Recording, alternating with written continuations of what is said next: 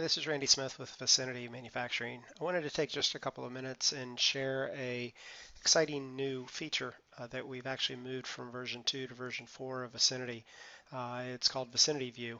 For those that are not familiar with VicinityView, it's a read-only query tool that allows users to be able to access really any data in the system, whether it be Dynamics data or Vicinity data. It's been in version 2 for many, many years. We've moved it over to version 4 with current release of Vicinity. And let me just kind of walk you through that.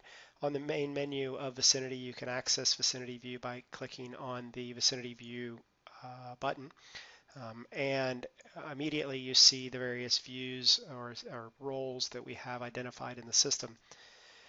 I'm going to go ahead and just walk through a scenario where we're looking at some components. So our roles of planning, product development, and production control are up here already. Inside product development, I've got components and formulas.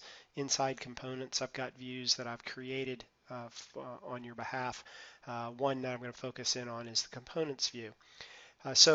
At this stage, what I can do is click on this view being components, and you can see that it brings up the list of components that I've got in the system with the various columns, etc.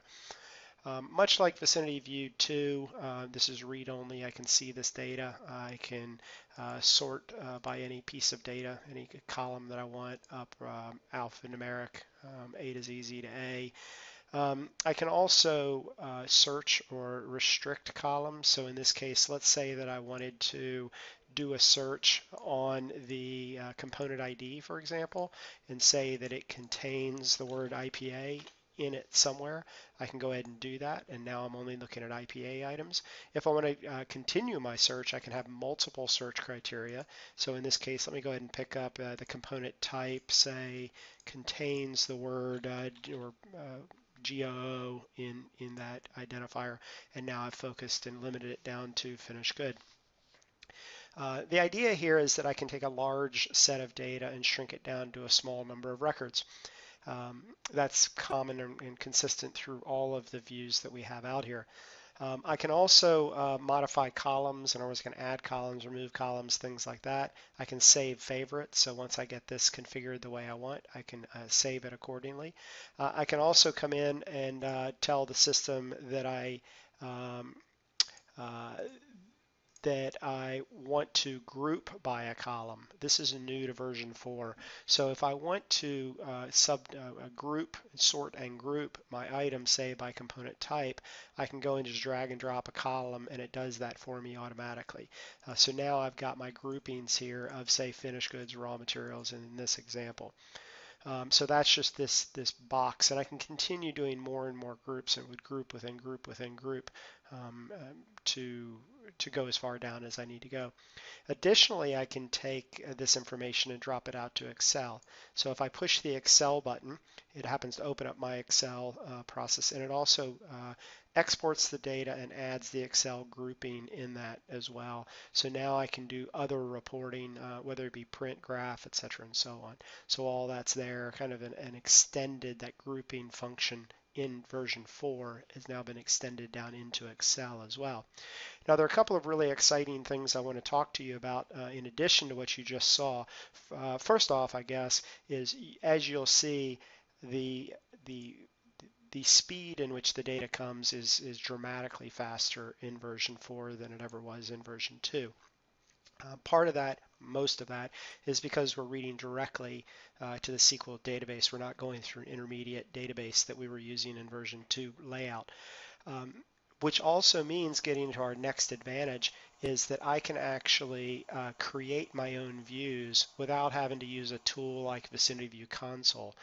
Now, you do need a little bit of development or programming expertise, just in the fact that you need to be able to create a select statement in SQL Server. So your IT person in your organization would easily be able to do this. We'd be happy to help you do it as well. So if I wanted to create a view, let's say, that looks into Dynamics and looks up my inventory items and maybe quantity on hand or any other information that I want, I can go create a view. This is a very simple query where I'm selecting all fields from a specific table in a database, and I just went and told the system to run it, and here's the result of that. So I can see a bunch of item numbers and some quantities and things like that. That's a standard view. There's nothing really all that special or magical about it. Now what I'm going to do is go ahead and create a SQL view from this. Again, if you do any SQL work at all, this is a pretty trivial matter.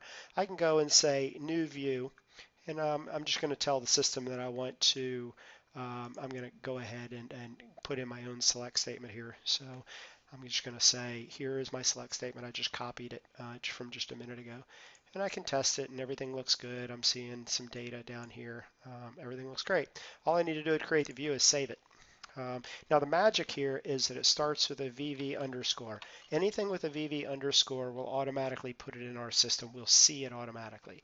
So if the view starts with VV underscore, you can add any other level of folders that you want. So I'm going to create a high level folder called custom, and then from that I'm going to say Dynamics item list as an example. This is going to end up being the field name ultimately, the query name ultimately in VicinityView. Let me just go ahead and say OK to that. It just basically saved it. And so I'm going to go back to my system here. Let me close down SQL. Let me go ahead and reopen VicinityView so it can read it. And what you'll see is that folder custom was just made. Inside the custom now I've got my Dynamics item list. I click on it and there's the connection to my Dynamics database. It was that simple. I can go across databases, so it can read anything that I can access within a view can be accessed. So I don't need a tool like VicinityView Console in the old version 2 format. All I need to do is create a view in SQL Server. Additionally, the other neat feature I want to show you is that we launched this from within Vicinity 4. I can actually launch this anywhere I want. So in this case, I've got an icon sitting out here. Let me move him out of the way. So I've got an icon out here that is the Vicinity View icon. We're happy to help set these up, but it's a very simple path. It's just your drill back path that's out there with the product code of Vicinity View. Once we do that, you just double click on it. It logs you into Vicinity. It knows who you are based on your Active Directory login. And then from there, I'm using VicinityView the same way I was just showing. So the point here is any user, whether they're inside Vicinity or not, can get to this tool. And so you're only limited then by who you want access and who you want to grant access to.